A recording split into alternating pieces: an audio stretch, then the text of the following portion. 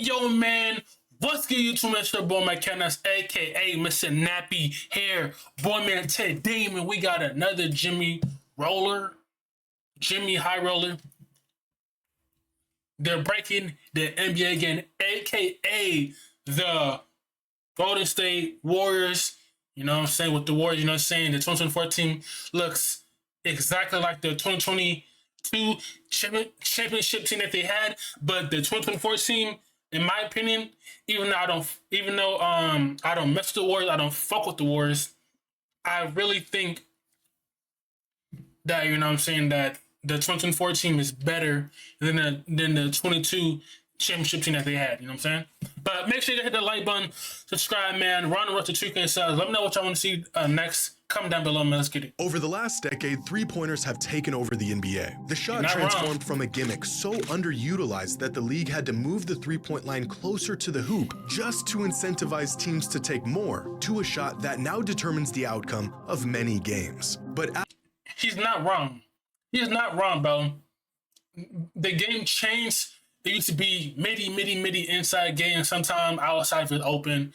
But Curry and them changed it where, you know what I'm saying, now it's changed right now. The 3-point is worth more. That's why you don't see people, that's when people are transitioning, they used to stop for the 3 and pull up. You don't see them try to attack the rim, try to get an N1 foul. They don't do that no more. Some people, LeBron does it still, but these younger cats, feel like that, they used to do pull-up 3s like that. After an entire era of seemingly exponential growth, recently the barrage of three-pointers appeared to stabilize. In fact, the league had become so saturated with threes that the scales had flipped and two-pointers became slightly more valuable than three-pointers. Just like anything else, something that was good and effective, but only up to a certain point. And that point had been reached. The shot was pushed to its fullest extent, and the three-point revolution had met its inevitable conclusion.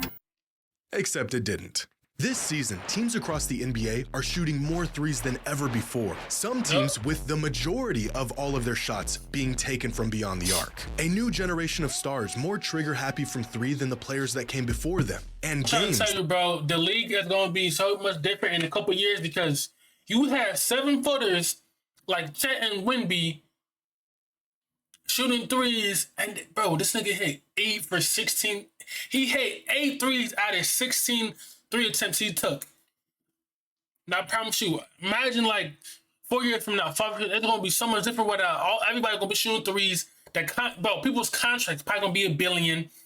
Contracts are already in the millions. But bro, once the NBA is gonna grow even larger and larger and larger, if the NBA can kind of figure out how the NFL is doing it, I promise you right now, more money coming in, boom, you're gonna be $1 billion contracts and this and that, and if they can figure out how to maybe lower the gains maybe to like 70 something, maybe 60 something, and not 82. You know what I'm saying? That feel like one long three-point contest. Is the NBA on a path to being a league featuring exclusively long balls, layups, and nothing else? Well, in 2015, right about the time the league began to shift away from the basket, Steph Curry attempted 8 three-pointers per game, the highest total in the league that season, and just the 5th player in NBA history to attempt at least 8 threes a game. By the next season, 3 other players joined him as ultra-high-volume three-point shooters. But by 2020, the number of players across the league attempting at least 8 threes a game jumped to 15. The three-point revolution was long in effect by this point, and it would remain at this level for the next few seasons. The league seemingly finding its equilibrium on threes and how many are even worth taking. Until this season, where there are 24 players in the NBA who are attempting what was once considered a historic amount of threes just a decade ago. Something is changing in the NBA right now. Are we nearing the end of the three-point era? Or are we just getting started? It could be in between. It depends what the league wants to do, man. It depends. Cause I feel like all these shooting threes is kind of making the games a little bit boring because all you see is step back threes. You know what I'm saying? Three. I mean, I understand, but come on, some of that shit be boring as fuck. Today's video is brought for an offers like punt download completely redefined how basketball is played. For the first time, a team that centered their offense around the three ball proved that it can be a championship-winning strategy. And they weren't just a three-point oriented team, they were the three-point team. They bucked age-old notions of what great basketball could look like, their star duo named after their shooting abilities, the most influential team of our generation. That season, the Warriors shot 31.6 three-pointers per game, the second most of any team in league history and by far the most of any true championship caliber team. This season, every single team in the NBA attempts more threes a game than the 20. Bro, the Celtics, they shoot 51.23 point. He shoot 51 3-point attempts a game. My Lakers only shoot 30. What? The Hornets? The Warriors up there. Yeah, of course only gonna be up there. Bro, that's crazy. 2016 Warriors did. Their influence reshaping the league far more than anyone could have anticipated. But teams aren't just shooting more threes than ever before. They are approaching the point where the majority of all shots taken in a game are three-pointers. Here's a game between the Hornets and the Celtics, and with 10:36 left in the third quarter, Jason Tatum attempts a three. The Hornets come back and attempt a three as well. Celtics turn it over, Hornets attempt a three. Celtics come down and attempt another three. Hornets come down and attempt a three, followed by a Celtics three, followed by a Hornets three, followed by another three. Celtics switch it up for a moment with a layup, and then right back to a Hornets three. Turnover, Hornets three, Celtics three, Hornets three, Celtics three. This was a real sequence in an NBA game. This actually happened. A 4-minute stretch where both teams combined for nearly 14 consecutive three-point attempts if it wasn't for an easy layup at the rim. I'm sorry, y'all probably think that's cool, but that's not good, bro. Teams back and forth. It just reminds me of like you're just sitting there playing a pickup basketball game. This reminds me you're just playing pickup basketball. Like, I don't know why, but this just reminds me like you're just playing pickup basketball. You know what I'm saying? You just shoot threes and threes. Feel me? Like, and I think that's what people don't really like watching it because people, you know, saying they're just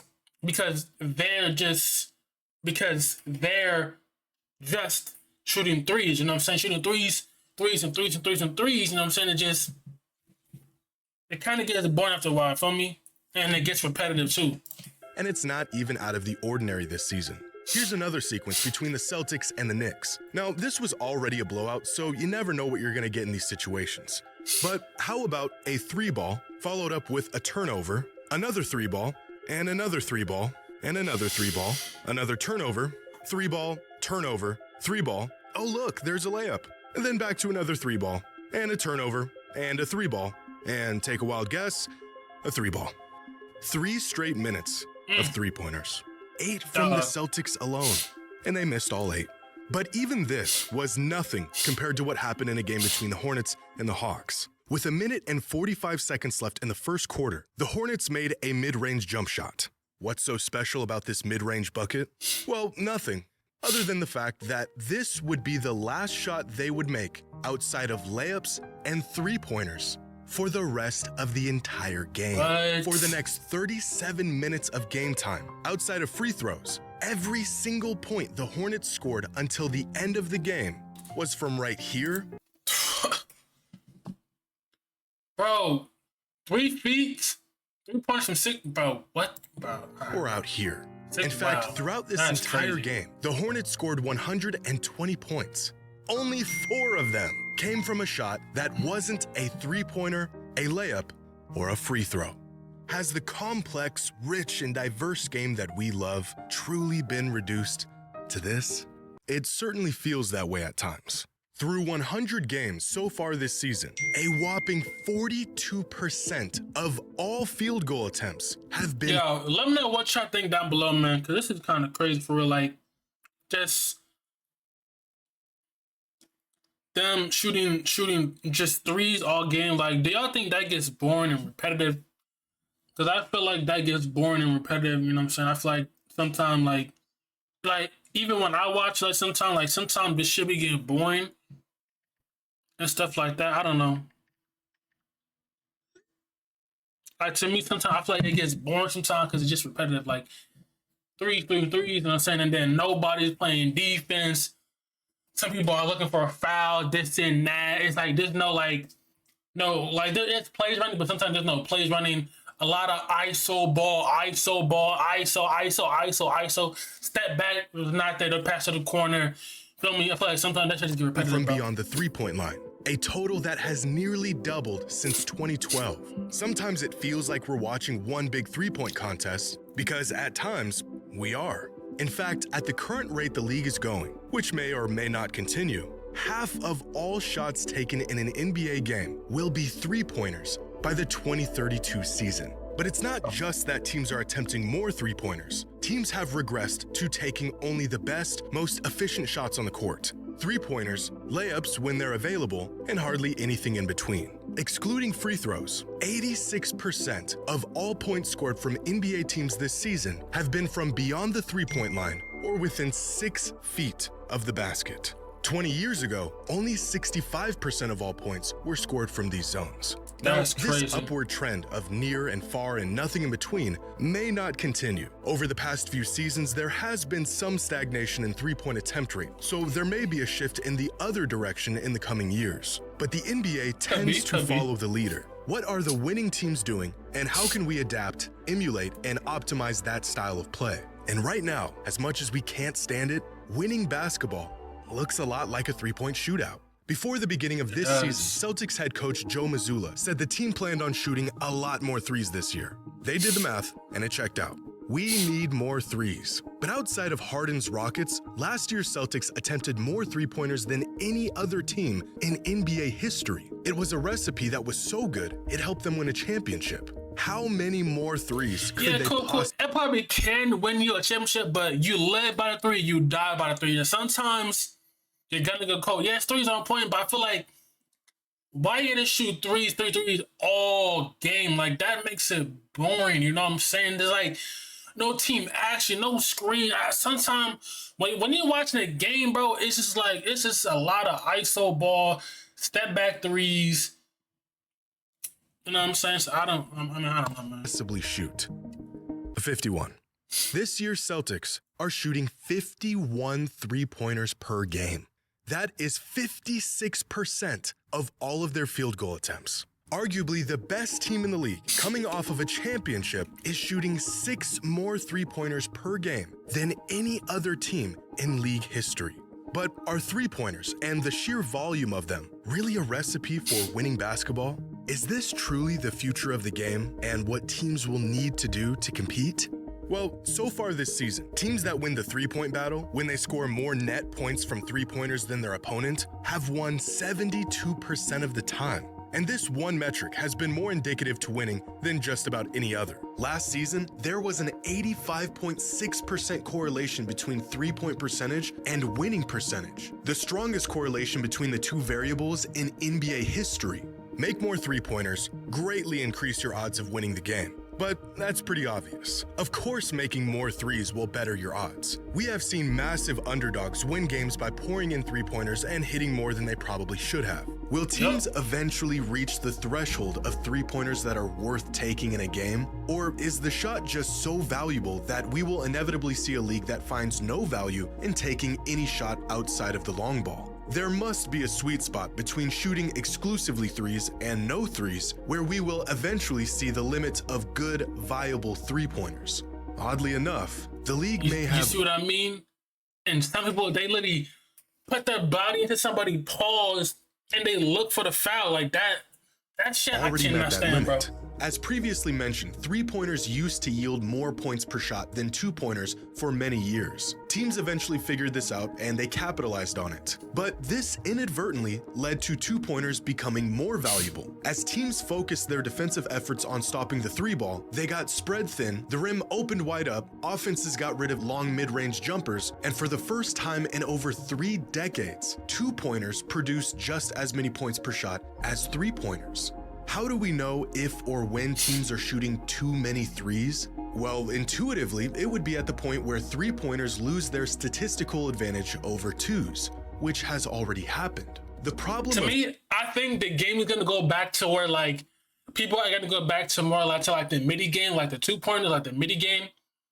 Cause I feel like the 3-pointer, yeah, it's cool now, but I feel like it's gonna die out, and then it's gonna be balanced to where it's gonna be a balance where it's gonna be a mixture of threes. There's gonna be a mixture of twos, like just it's gonna be balanced. Right now, it's not balanced, but I think sooner or later it's gonna be balanced to where, feel me? It's gonna be too many threes has already statistically corrected itself. But despite this, the Celtics and many other teams are committed to shooting more threes than they previously did. They are aware of the data, and they still decided that upping their three-point rate is the answer. Steve Kerr has said that it would be hard for the Warriors to compete without shooting a high volume of threes. Mike Budenholzer said he thinks the sport is in a good place, and that threes create more space to be more athletic and dynamic going to the basket. Devin Booker, a player who utilizes and values the mid-range game as much as any player in the league, said the volume should be up. Attempting the three-point shot, not even making it, stretches out the defense and opens up better looks throughout the game.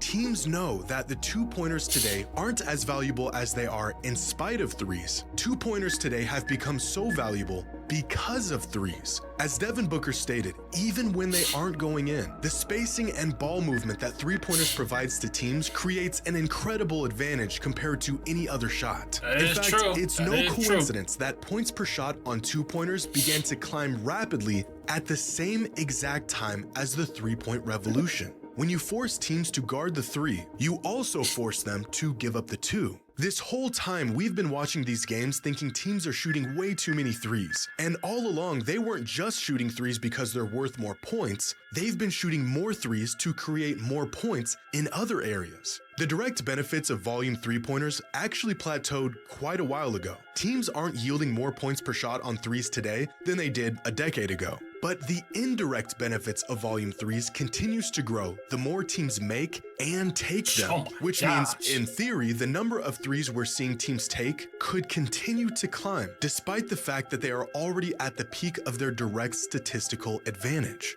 But just how much further could this go? Well, this is where things get really interesting. If we ignore the caliber of teams and the efficiency of their shooting and just look purely at volume, then through over 150 games so far this season, teams have found by far the most success when they shoot somewhere between 46 and 52% of all of their shots from beyond the arc. Sometimes three-pointers don't really win you game. They do.